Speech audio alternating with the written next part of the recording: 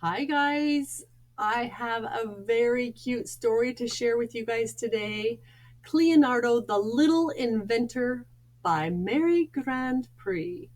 And Mary Grand Prix is the illustrator of this book too, and she does an incredible job with the story and the illustrations.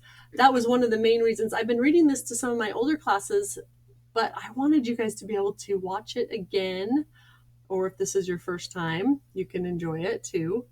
But you're going to want to maybe pause and look at some of these amazing illustrations. There's the reading level and the quiz number. I will always post that information in the video comments also. So just enjoy these beautiful illustrations by Mary Grand Prix. Cleonardo Wren. It's so cute because I'm a big fan of Leonardo da Vinci. He lived over 500 years ago. He was an artist and an illustrator. And I feel like this is such a great tribute to him and maybe his legacy, although he probably has no children. He has just a great legacy. Gianardo's workshop was built on top of his house, which was built on top of a hill at the foot of the mountains. Like his parents and grandparents and great-greats before him, Gianardo was an inventor. He hammered and welded metals of all kinds to build his big inventions for the little town where he lived, with his father, Leonardo, and his daughter, Cleonardo Wren.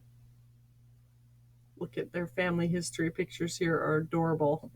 To try and read these words, their names, there's Leonardo's, and that's a pretty famous drawing. Cleonardo Wren wanted to be an inventor too. She had great ideas. How about some sticky bug vine, Dad? She suggested one day, holding out a perfect specimen for him.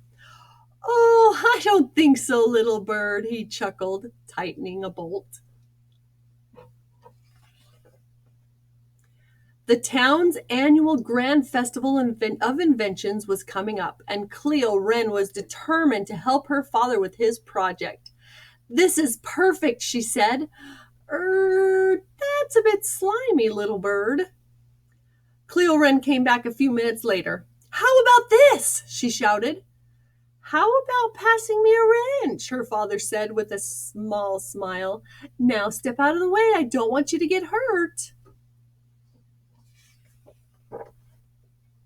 So Cleo Wren decided to make something of her own for the festival. The forest was full of treasures, from golden goo bamboo and tacky termite twine to poof cloud feathers and glitter-winged butterflies. With Grandpa Leo's help, she cleaned off a large fallen tree for her work table. Her grandpa then gave her one of his favorite tools, a twisty wooden handled awl. This is a twisty wooden handled awl right there. Finally, Cleo Wren had a wondrous creation in her hands, a tiny whirligig. It had a fine propeller made of fallen dragonfly wings. She pulled the tangled stem to see what would happen. Would it fly? The whirligig danced and spun in the air until it bounced off a branch and back onto her work table, sputtering and unharmed. Cleo Wren couldn't wait to show her father.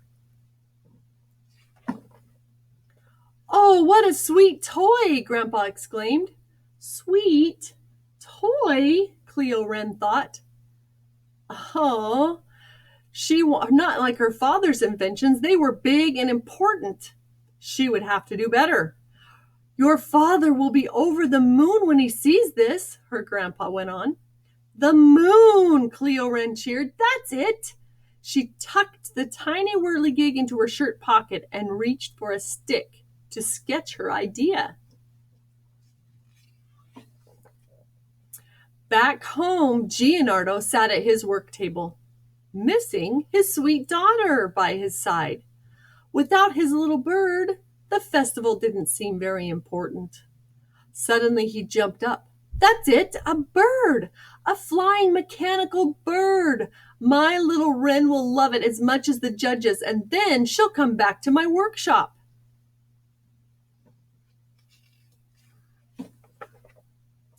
For 3 days and nights, daughter and father worked on their soon-to-be prize-winning inventions. She twisted, twirled, perched, and puffed. He hammered, honed, wired, and welded.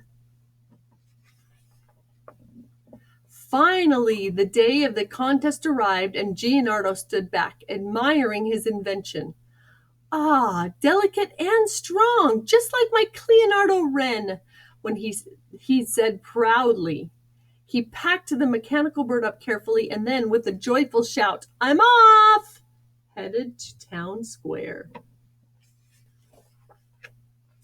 Ah, yes, big and perfect, just like one of Dad's inventions, Cleo Wren whispered. Grandpa helped her wrap the large fluttering moon in a tablecloth.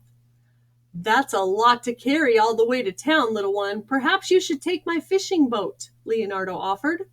Then, with her covered creation tied in securely, Cleo Wren paddled towards town.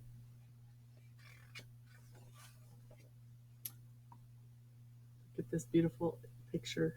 Look at that boat and how she's getting power. Her grandpa invented a motor for the boat. Cleo Wren was amazed by all that she saw in the town square. Inventions of every kind on wheels, in cages, brightly painted, elegantly gilded. Her stomach fluttered. Would her moon even float? Was it good enough? Important enough? Big enough? After a moment, the mayor began to call out names. First contestant, Cleonardo! Cleonardo stepped forward and lifted his mechanical bird high into the air, then gave it 3 good cranks. Fly, bird, fly, he cried. The bird swooped and circled over the square with great precision. Cleo Wren beamed. There on the belly of the bird were golden letters, spelling out her name. But suddenly a gust of wind caught one wing and sent the metal bird wobbling off course. It began to swerve and spin out of control and seemed to be heading straight for the mayor himself. No, bird, fly, fly, called Cleonardo. Everyone seemed frozen in fear. Everyone but Cleo Wren. Instinctively, she unleashed her invention out into the cool mountain breezes. If only she could get in between the bird and the mayor. The moon floated upward slowly but steadily. Ah, finally, it blocked the bird on its first wobbly flight toward the mayor. But Cleo Wren's moon wasn't meant for zipping and zooming.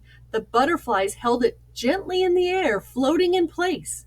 And her father's bird was still swooping around, heading once more for a crash that might hurt someone. Cleo Wren clutched her hand to her heart, and there she felt something. The tiny whirligig! Without a second thought, she wound it as fast and as tight as she could. She took careful aim, and up, up, up it zoomed like a spiky-tailed armored beetle. In a split second, the tiny whirligig snagged the hollow reed and twig moon and carried it directly up to the damaged bird. Crunch! The bird was finally caged. With great strength, the tiny buzzing whirligig carried the broken pair over the trees and past the mountaintops until it was safely out of sight. The contest resumed, and a small boy with the musical fountain won the prize. Sorry about your bird, Dad, said Cleo Wren. Sorry about your moon. And that whirligig, her father replied. That was amazing! I want to show me how you did it. Here they go, heading home to Grandpa Cleonardo. From then on, father and daughter always worked side by side. That cool invention. You can tell it's got both of them in it, and it even blows bubbles. Looks like she's making a whirligig for the top of it. The end.